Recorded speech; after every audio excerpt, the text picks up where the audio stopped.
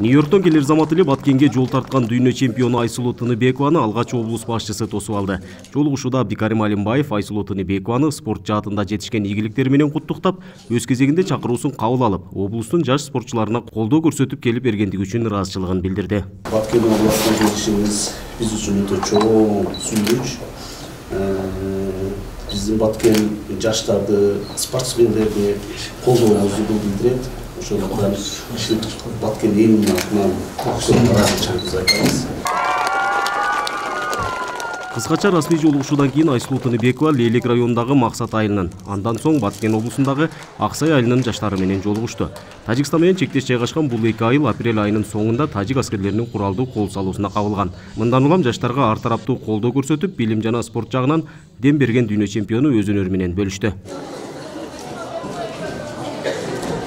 Америка Кошмо Штатынан келгенбиз, бирок дароо эле ал жактан топтогон күчтүү жакшы маанай менен ушул чоң сапарды биз биринчиден болсун деп Баткен областынан Максат айылы жана ошондой эле Аксай айылынан баштайлы деп ниет койгонбуз. Буюрса ушул Абдикарим Карбекович өзү көчөдө бизди тосуп алып жакшы мүмкүнчүлүктөрдү түзүп берип атат.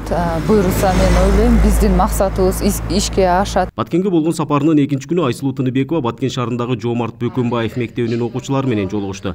Андан соң Апаз Жайнаков атындагы музыкалык драма театрда жалпы күйөрмандарынын кызыккан суроолоруна жооп берди. Ар бир спортту жан дүйнөм менен сүйүп, үйдөн дагы машыгып жүрчүбүз. Айсулуу Тыныбекованын Баткен жергесине келиши биздин Баткендин жаштарына өтө жакшы мотивация болду.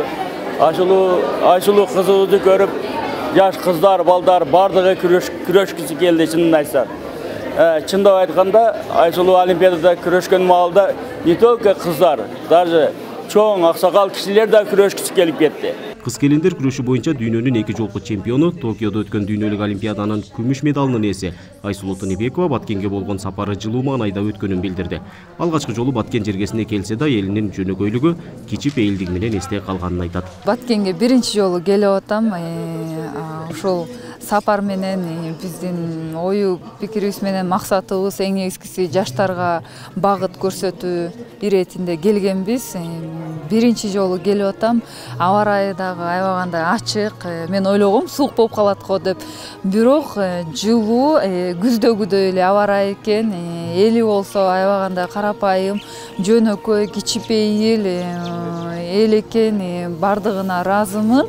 Мени аябагандай жакын, жылуу тосуп алды. Айсулуу Тыныбекова Жалал Абад облусунун Майлуу суу шаарында төрөлүп, Нарын облусунун Кочкор районунда чоңойгон. Алгачкы жолу спортто 2010 жылы Бангкокто өткөн Азия чемпионатында коло медалга ээ болуп, ийгилик жарата баштаган. Учурда дүйнөнүн эки жолку, Кыргызстандын бир нече жолку чемпиону. Нургазы Жайнаков, Регион телеканалы, Баткен облусу.